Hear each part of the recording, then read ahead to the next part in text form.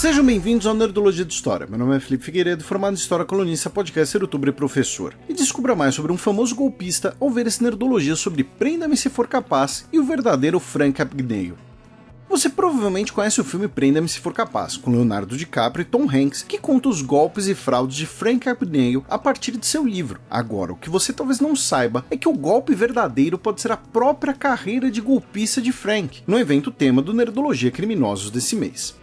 Frank William Abagnale Jr. nasceu em Nova York no dia 27 de abril de 1948, um dos 4 filhos do casal Paulette Noel e Frank William Abagnale. Ele cresceu no subúrbio de Bronxville e após o divórcio de seus pais, quando ele tinha 15 anos de idade, ele foi morar com o pai e com a madrasta em outro subúrbio perto do Bronx.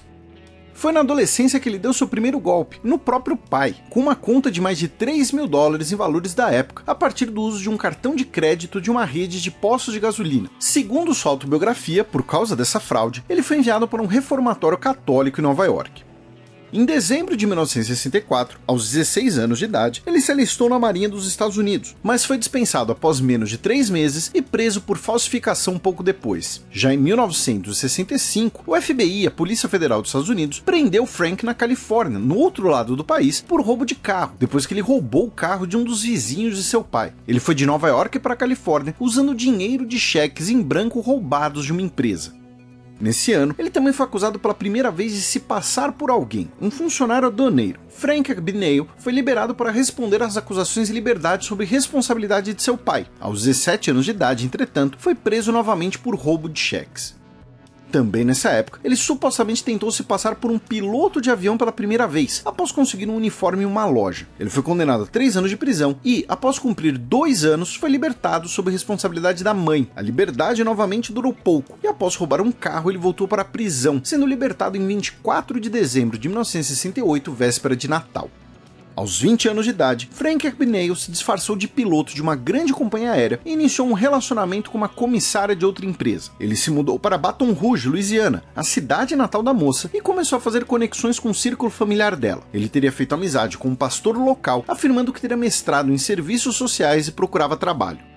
A afirmação de que um homem tão jovem era tanto um piloto de avião quanto um mestre em serviços sociais, claro, começou a despertar suspeitas. O pastor fez algumas ligações e, após concluir que Frank era um farsante, notificou a polícia, que o prendeu em 14 de fevereiro de 1969. Ele teria documentos falsos, cheques roubados, incluindo da família de sua namorada, e dirigiu ilegalmente um carro alugado de um estado para outro.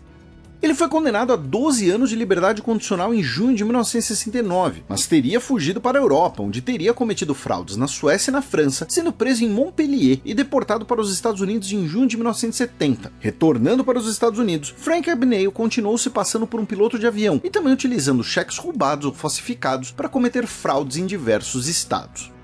Em novembro de 1970, ele foi preso novamente, depois de descontar 10 cheques falsificados de uma companhia aérea. Ele teria fugido da prisão e, em 1971, foi novamente condenado a mais de 10 anos de prisão. Ainda assim, em 1974, ele teria sido colocado em liberdade condicional.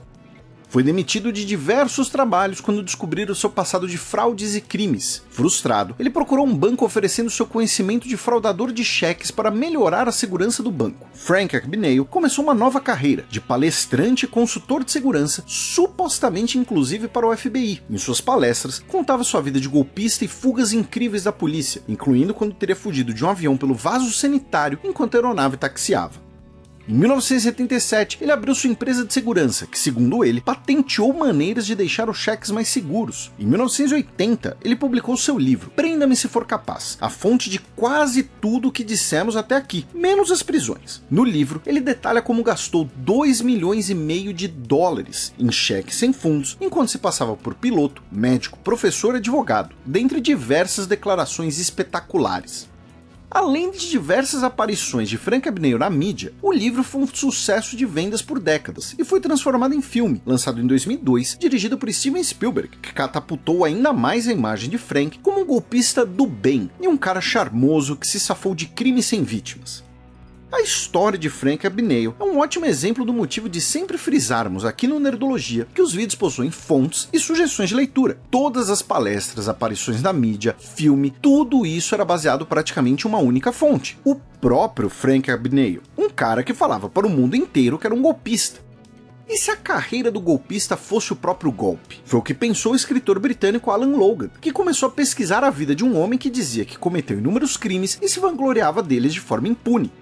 Em um livro chamado algo como A Maior Farsa da Terra, Prendendo a Verdade Enquanto Somos Capazes, publicado em 2020, Logan revela que, primeiro, mais do que um mestre dos golpes, Frank teve apenas sorte na maioria das vezes. E ao contrário do que ele dizia em seu livro, que foi preso apenas uma vez, ele foi preso diversas vezes, como citamos, e que erros do sistema judicial faziam com que ele fosse libertado antes do previsto.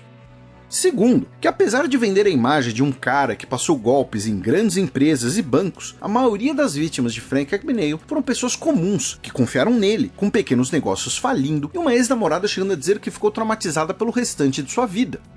E principalmente, que Frank Abagnale é um grande mentiroso, já que muitos dos seus supostos feitos, que se tornaram cenas memoráveis sob Spielberg, eram coisas que ele inventou para o seu livro. Alan Logan chegou a descobrir matérias jornalísticas que mostravam, ainda nos anos 1980, que alguns dos feitos de Abagnale eram mentira, mas elas simplesmente não foram além de jornais locais, enquanto ele aparecia em televisão nacional.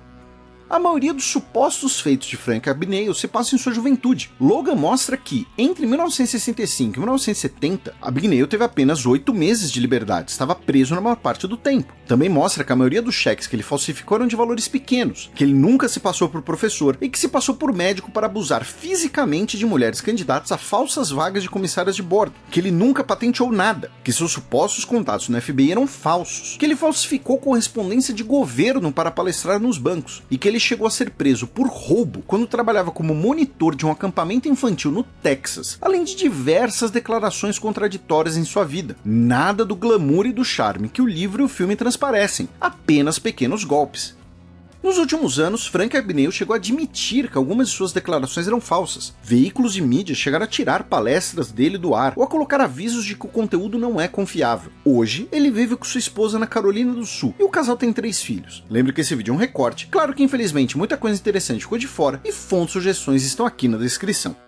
Nos comentários do Nerdologia sobre as guerreiras do reino de Daomé, muita gente perguntou sobre o reconhecimento da independência do Brasil por reinos africanos. Esse reconhecimento era motivo pelo interesse mútuo no comércio de pessoas escravizadas. Existem algumas confusões nesse assunto. Muitas vezes vemos que o primeiro país a reconhecer a independência do Brasil foi os Estados Unidos, mas na verdade foi o primeiro país com que o Brasil formalizou relações. O primeiro país que reconheceu a independência brasileira foi a Argentina, e o terceiro país foi o Império do Benin, que ficava no território onde hoje é a Nigéria, mas muitos confundem com o Reino de Daomé, que ficava no território onde hoje é o país Benin. E deixo aqui uma sugestão de leitura sobre esse tema para vocês. Não se esqueçam de curtir e compartilhar o vídeo. Assine nosso canal para conhecer mais sobre farsantes na história e até a próxima.